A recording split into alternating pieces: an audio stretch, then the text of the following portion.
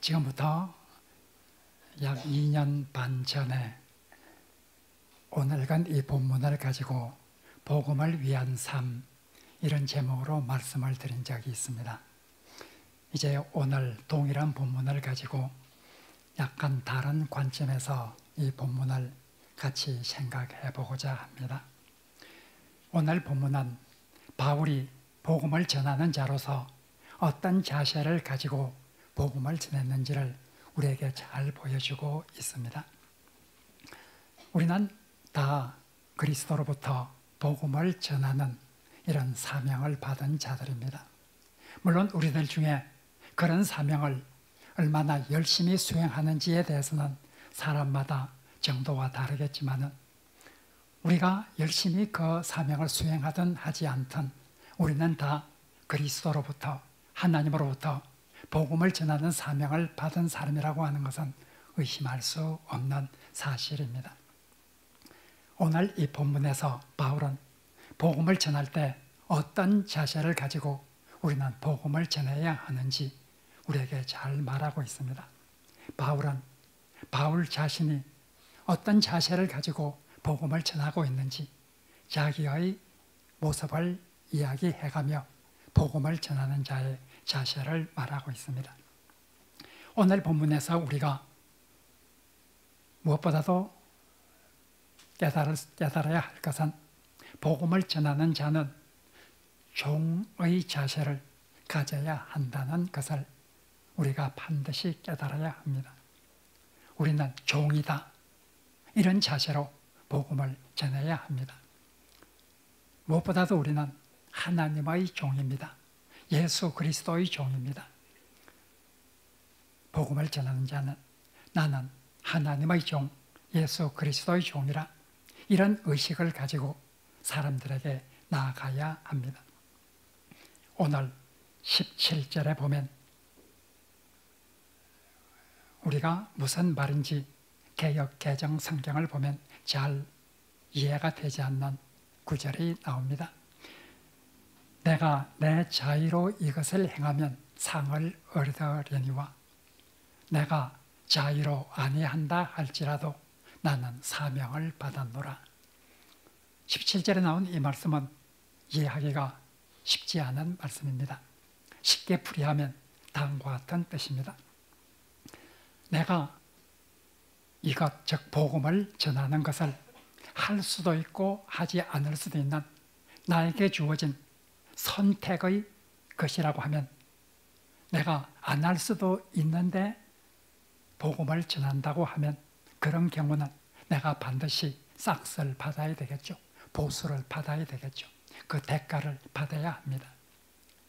그러나 복음을 전하는 것은 안 할 수도 있는 것을 내가 하는 그런 일이 아니라 사명을 받아서 그런 직분을 예수 그리스도로부터, 하나님으로부터 받아서 행해야만 하는 것이기 때문에 어쩔 수 없이 반드시 행해야 하는 것이기 때문에 이것을 행함으로 내가 상을 요구할 수는 없다. 보수를 요구할 수는 없다. 이런 뜻입니다. 다시 말하면 바울은 종으로서 복음을 전한다. 이런 뜻입니다. 종은 주인에게 대가를 요구할 수 없습니다. 물론 오늘날의 종은 주인을 위해서 무엇인가 일을 하면 대가를 받겠죠. 그러나 주 1세기 이 성경이 쓰여지던 당시에 노예, 로마 세계에 있었던 노예들은 거의 주인의 재산처럼 소유물처럼 생각되는 그런 시대였습니다. 종은 무엇을 주인에게 요구할 수가 없는 그런 신분이었습니다. 누가복음 17장 7절에서 10절에 보면 예수님께서 제자들에게 너희들이 하나님의 명령을 수행할 때 종의 자세를 가지고 행해야 한다 하고 말을 하였습니다. 종이 밭에서 일을 하고 돌아오면 주인이 종이 그러한 일을 했기 때문에 집에서 밥을 차려서 종에게 앉아서 밥을 먹어라 이렇게 하느냐? 그렇지 않지 않느냐? 종은 밭에서 일을 하고 돌아온 후에도 오히려 밥을 대접받는 것이 아니라 주인을 위해서 다시 밥을 해야 되는 그것이 종이 아니냐. 그처럼 너희들도 너희들이 마땅히 행할 일을 행한 후에 하나님을 향해서 우리는 무익한 종이라 마땅히 행할 일을 했을 뿐입니다. 이렇게 말할 수 있는 그런 자세를 가지고 하나님의 명령을 수행하라.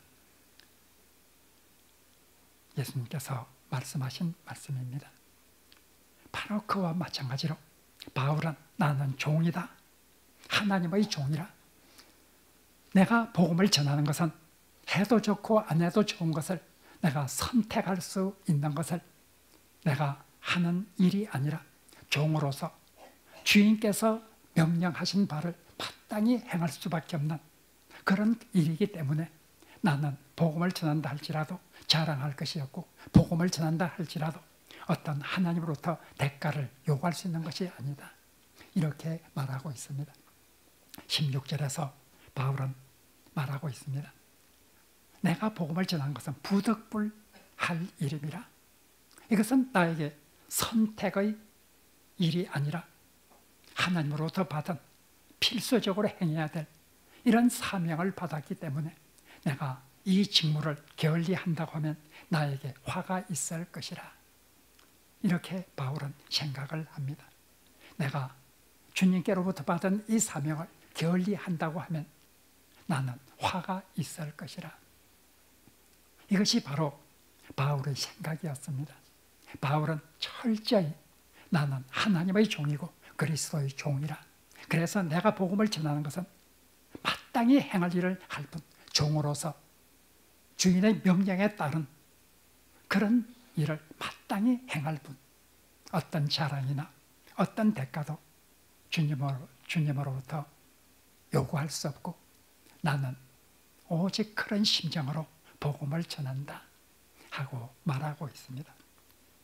바로 바울은 우리 믿는 사람들이 복음을 전할 때는 나는 종으로서 마땅히 행할 것을 행할 뿐 아무런 자랑할 것이 없다고 하는 이런 자세를 가지고 복음을 전해야 한다고 하는 것을 말하고 있습니다. 그런데 바울은 이렇게 나는 하나님의 종으로서 그리스도의 종으로서 복음을 전한다고 말하면서 또한 오늘 본문에서 동시에 바울은 나는 모든 사람의 종으로서 복음을 전한다 하고 말하고 있습니다. 19절은 바울이 복음을 전할 때 어떤 의식을 가지고 어떤 자세를 가지고 복음을 전하는지 잘 말해주고 있습니다. 19절에서 바울은 말합니다. 내가 모든 사람의 종이 되어서 종의 모습으로 사람들에게 복음을 전한다 하고 말하고 있습니다. 바울은 하나님의 종일 뿐만 아니라 모든 사람의 종이라고 하는 이런 인식을 가지고 사람들에게 나아갑니다. 사람들에게 종의 모습으로 나아갑니다. 마치 예수님이 하나님이시지만은 하나님과 동일한 본체를 가졌지만은 사람의 모습으로 세상에 오셔서 사람들과 함께 하셨고 종의 모습으로 종의 형체로 인간이 되셔서 인간과 함께 하셔서 인간을 위해서 목숨까지도 내어주는 이런 일을 하신 그 예수님, 빌립보서 2장 6절에서 8절에 나온 대로 종의 모습으로 세상에 오셔서 인류를 위해서 목숨까지 버리신 십자가에 못 박혀 죽으신 그런 예수 그리스도의 모습을 닮아서 나는 복음을 전하기 위해서 모든 사람에게 나갈 때 모든 사람에게 종이 된 그런 모습으로 나는 나가고 있다 하고 말하고 있습니다. 모든 사람의 종이 된 그런 모습으로 사람들에게 나아가고 있는 것이 무슨 뜻인지를 20절, 21절, 22절은 구체적으로 설명을 합니다. 바울은 내가 유대인들에게 나아갈 때는 유대인과 같은 모습으로 그들에게 나아간다. 율법 아래에 있는 자들에게는 내가 율법 아래에 있는 그런 사람의 모습으로 그들을 향해서 나아간다. 율법 아래 없는 자들, 다시 말하면 이방인과 같은 그런 사람들에게 나갈 때는 나는 그런 사람의 모습으로 그들을 향해서 나아가고, 내가 약한 자들에게 나갈 때는 내가 약한 자가 되어서 그들을 향해서 나아가고 있노라 하고 말하고 있습니다. 내가 이렇게 사람들에게 나아갈 때 여러 가지 모습으로 그들에게 나아가는 것은 아무쪼록 면병이라도 구원을 하기를 바라는 그런 마음으로 나아간다고 말하고 있습니다. 복음을 전하는 자의 가장 최종적인 소망은 내가 전하는 복음을 받는 자들이 예수 그리스도를 믿고 구원을 받게 되는 것일 것입니다. 바울이 전하는 이 복음을 몇 사람이라도 더 받아들일 수 있도록 나는 종의 모습으로 그들을 향해서 나아가노라 하고 말하고 있습니다. 우리가 복음을 전할 때 어떤 자세를 취해야 되는지, 오늘 본문은 하나님의 종일 뿐만 아니라 사람의 종이 된다고 하는 종의 모습으로 그들에게 나아가야 한다고 말하고 있습니다. 그들과 철저히 하나가 되어야 합니다. 우리가 어떤 사람에게 복음을 전하기 위해서 나갈 때 그 사람의 심정을 이해하고 그 사람의 처지와 상황을 잘 알아서 그들을 동정하고 그들과 마음으로 하나가 되는 그런 상태에서 그들에게 나아가야 복음이 효과 있게 전거될 수 있다고 하는 것을 바울은 말하고 있습니다. 우리가 세상에 나갈 때 우리가 복음을 전하는 자로서 나아가든 어떤 자로 나아가든 이런 자세가 반드시 필요합니다. 사람들을 향해서 나아갈 때 우리의 몸이 그들과 함께 있는 것이 아니라 그들의 마음도 함께 있는 것이 무엇보다도 중요합니다. 마음을 같이 할 수 있는 사람, 이런 사람들을 세상은 찾고 그런 사람이 말을 할 때는 더 효과적으로 받아들일 수 있게 된다고 하는 것을 우리가 잘 알고 있습니다. 이것은 바로 예수님의 모습이기도 하였습니다. 그 당시 서기관과 바리새인들은 세리나 창기와 죄인들을 바라볼 때 그들은 비난부터 하였습니다. 그들을 정죄부터 하였습니다. 그러나 예수님은 그렇게 하지 않았습니다. 죄인과 세리와 창기 이런 사람들을 향해서 나아갈 때도 그들을 통증하는 마음을 가지고 그들에게 나아갔습니다. 서기관과 바리새인들은 예수님을 비난했습니다. 세리와 죄인의 친구로다 하면서 비난을 하였습니다. 그러나 예수님은 그들과 같은 모습으로 가서 그들과 동화되어 죄에 빠진 것이 아니라 그들의 모습으로 가서 그들을 위로하고 그들을 동정하고 그들에게 하늘의 뜻을 전하여 줌으로써 그들을 깨끗한 곳으로 인도하는 이런 놀라운 일을 행하셨습니다. 우리가 바울이 말하는 대로 복음을 전하는 사람은 그들과 같은 모습으로 나아가서 그들에게 복음을 전해야 된다 하는 것을 말하고 있습니다. 우리가 복음을 전할 때 많이 참아야 합니다. 우리가 쉽게 언쟁을 하거나 우리가 분노를 표출하여서 그 사람들에게 기독교인에 대한 어떤 부정적인 인식을 가진다고 하면 설사 그 사람들이 잘못했다 할지라도 분노와 언쟁으로 나아가면 그 사람들은 결코 좋은 이미지를 기독교인들에서 가지고 있지를 못하게 될 것입니다. 저는 전주 시내에서 어떤 때는 정말 왜 저렇게 하나 하고 속으로 정말 화가 날 때도 있습니다. 예를 들면 차를 그렇게 주차해서 안 되는 그런 지점에 자기의 이익을 위해서 함부로 주차를 해서 많은 사람들에게 피해를 주고 있는 그런 상황 속에서 그런 사람들을 한번 쏘아붙여주고 싶기도 하죠. 그런데 제가 생각을 해봅니다. 저 사람이 나중에 우리 사랑의 빛교회 교인들이 전도해서 우리 교회에 와서 앉았는데 강단에 서 있는 저의 모습을 보면 어떻게 될까? 그런 생각을 해봅니다. 자기가 잘못했을지라도 그렇게 언쟁이나 분노를 표출할 때 그 사람은 기분이 나빠질 수밖에 없고, 그런 사람을 교회 안에서 만났을 때 교회에 다니고 싶은 생각이 별 나지를 않게 될 것입니다. 우리가 때론 참아야 합니다. 목소리를 크게 높일 때 조금만 높이고, 조금만 높일 때 그냥 참고 넘어갈 수도 있는 이런 마음이 우리가 필요합니다. 복음을 전하는 사람은 그래서 참 어렵습니다. 복음을 전하는 사람은 그 사람들에게 어떤 자세로 나아가야 하는가? 종의 자세로 나아가야 한다 하고 본문은 말하고 있습니다. 바울은 특별히 자기가 어떤 권리가 있다 할지라도 그런 권리를 쓰지 않았습니다. 15절에 보면 바울은 복음을 전할 때 어떤 것을 요구할 수 있는, 상대방에게 요구할 수 있는 이런 권리가 있었다는 것을 알고 있었습니다.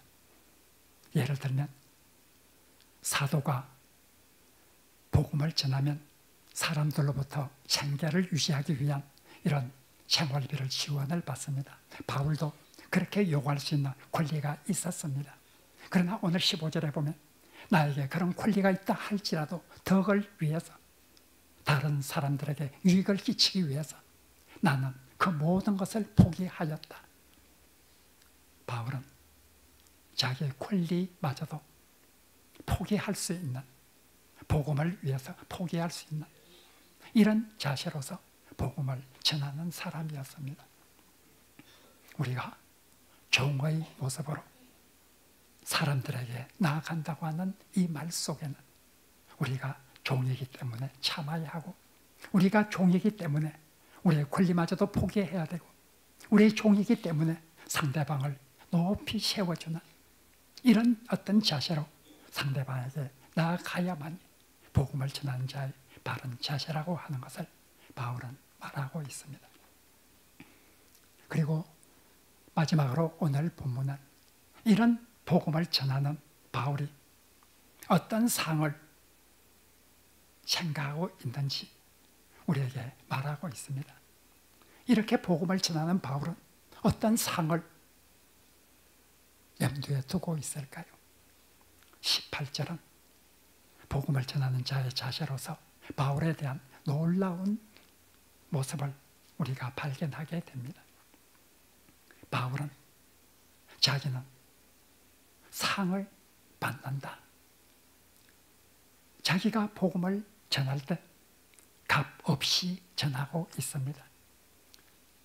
복음을 전할 때 값 없이 전하고 자기의 권리를 모든 사람을 위해서 포기하면서 이렇게 살아가는 바울, 이렇게 전도를 하는 바울은 나에게 상이 있다 하고 말하고 있습니다. 18절에서 바울이 말하는 상이라고 하는 것은 우리가 18절을 잘못 이해하면 바울이 복음을 전할 때 값 없이 전하고, 그리고 자기가 권리가 있다 할지라도 권리를 포기하면서 전하는 이런 바울에 대해서 하나님께서 나중에 큰 상을 주실 것이다, 이런 뜻으로 18절을 읽어서는 안 됩니다. 18절에서 말하고 있는 것은 값 없이 복음을 전하고 모든 사람을 위해서 자기 권리를 포기하는 이 바울의 모습, 이것이 바로 이것 자체가 하나님께서 주신 상이라 18절은 그런 의미입니다. 바울은 상을 가지고 있습니다. 그 상은 값 없이 복음을 전하는 이것이 상입니다. 자기의 권리를 쓰지 않고 권리까지도 포기하면서 사람들에게 구원의 복음을 전하는 이것이 자기가 받는 상입니다. 은혜의 복음, 하나님께서 그 귀한 복음을 바울에게 허락해 주시고 그 복음을 값없이 전하도록 해주셨다고 하는 이 놀라운 기쁨, 이것이 바로 이것 자체가 하나님께서 나에게 베풀어 주신 상이라 이렇게 생각을 합니다.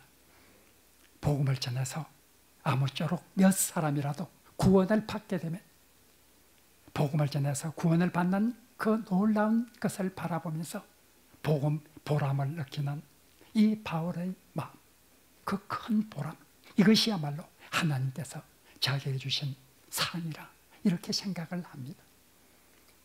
복음을 전하는 데 따른 하나님의 은혜에 대한 감사와 기쁨, 그리고 복음을 전해서 사람들이 구원을 받게 되면 그에 따른 보람, 이것이야말로 바울은 하나님께서 나에게 주신 상급이라 이렇게 생각을 합니다. 참 아름다운 자세입니다. 23절 마지막 절은 바울이 이와 같이 말하고 있습니다.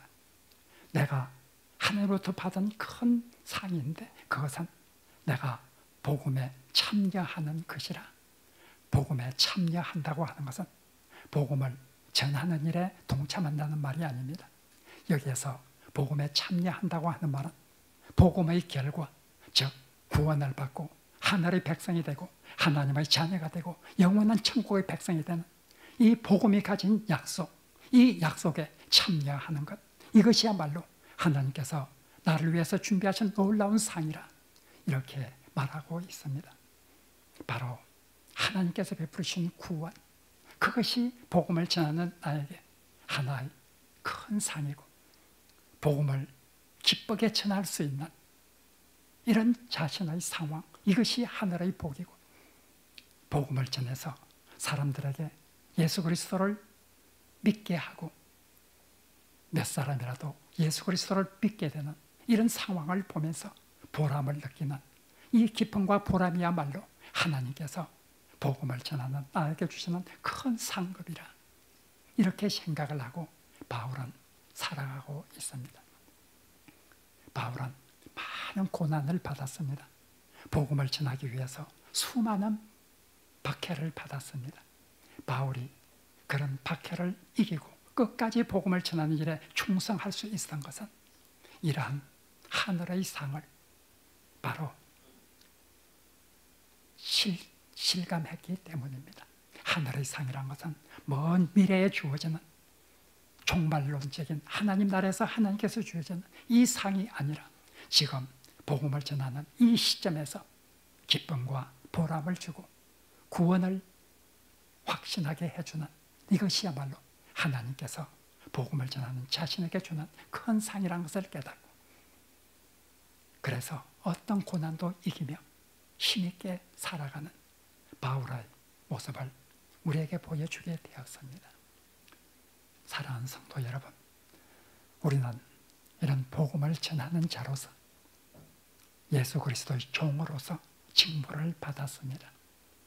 이제 이 직무를 받은 자로서 세상 모든 사람들의 종이 되어서 나아가게 되어야 된다고 하는 것을 성경은 우리들에게 말하고 있습니다.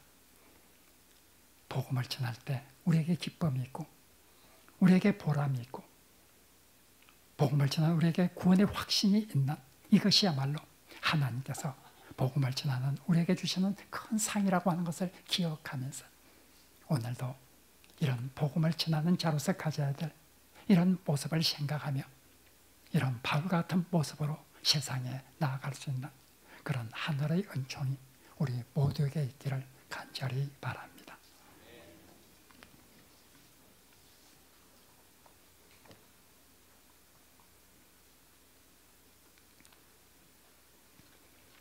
하나님, 우리에게 복음을 전할 수 있는 귀한 하늘의 은총을 베풀어 주셨사오니 이 은총 귀하게 여길 수 있도록 도와주시고 참으로 종의 자세로서 이 직분을 감당할 수 있게 하여 주시옵소서. 이제 이 직분을 위해서 우리가 이 사회에 나가 우리의 이웃을 향하 힘있게 나아갈 수 있도록 도와주시고 몽골 선교를 위해서 출발하는 우리 사랑하는 교우들에게도 하나님께서 또한 큰 은총을 베풀어 주옵소서. 예수님 이름으로 기도합니다.